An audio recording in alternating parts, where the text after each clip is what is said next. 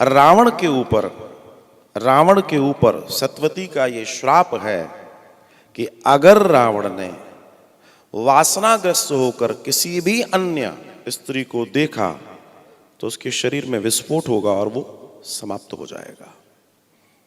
तो इस कारण से रावण, अब आप रामचरितमानस में चलिए। रामचरितमानस में जब सुंदरकांड के दर्शन में हम जाएंगे तो सुंदरकांड में जब हनुमान जी पेड़ के ऊपर सूक्ष्म रूप में बैठे हैं और रावण आया है तो रावण क्या कह रहा है सीता जी से, एक बार बिलोक मम ओरा, एक बार तुम मेरी तरफ देख लो, बस एक बार।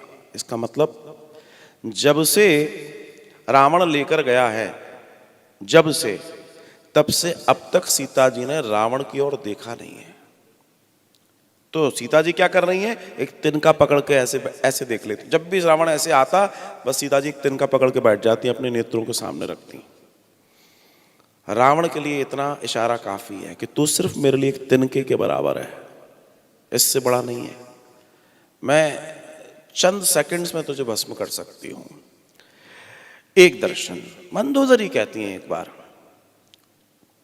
आप बहरूपियां हैं तो अगर वो आपकी तरफ नहीं देखती, आपसे बात नहीं करती, तो आप राम के स्वरूप को धारण कर लो। रावण क्या कहता है, बोला देवी ये भी मैंने विचार किया और अब तुम कहती हो तो मैं तुम्हें बताता हूं कि एक बार मैंने अकेले में राम के रूप को धारण किया, लेकिन वो राम के रूप को धारण करते से तो मामला और उल्टा हो गया।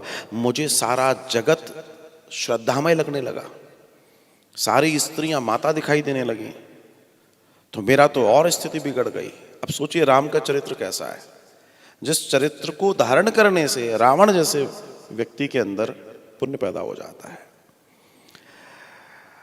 तो एक दर्शन यह है कि सीता जी ने, या सीता जी के जो प्रश्न आपने किया कि उसने बलपूर्वक विवाह क्यों नहीं किया, करने की स्थिति पैदा हो तब तो करता। जब रावण मारा जाता है तब पुष्पक विमान से सीता जी, राम जी, लक्ष्मण जी और बाकी बहुत सारे लोग उस विमान में बैठ के वापस जा रहे हैं। तब एक बड़ी घटना घटती है। तब एक रावण आता है जिसका नाम है मही रावण। एक है अहि रावण जो पाताल में रहता है, ये है मही रावण। इसके तो 10 सर थे, उसके 100 सर थे और उसकी 2000 भुजाएं थी। तो श्री राम और श्री लक्ष्मण ने उसका विरोध किया, उसके ऊपर तीर चलाए और उस अकेले ने इनकी सारी सेनाओं को अलग अलग उड़ा दिया और अंत में उन्हीं बाणों को फूंक मार के श्री राम और लक्ष्मण को मूर्छित कर दिया था। उस विमान में मूर्छित पड़े हैं श्री राम और लक्ष्मण, और सीता विलाप कर रही हैं। तब नारद जी आते हैं। तो नारद जी कहते हैं कि मां आप विलाप क्यों कर रही हैं? तो बोला देखो घायल कर दिया, मूर्छित कर दिया। तो बोला कि ये जो हिस्सा है ये लीला का नहीं है, अब आप कर सकती हो जो आपको करना है। मतलब ये जो महिरावण आया है इसके बारे में वाल्मीकि जी नहीं लिखा है, उनकी रामायण में नहीं है। तो जितनी लीला हुई है वाल्मीकि में जो लिखा है वो उन्होंने किया है। तो बोला आप इसे मारिए।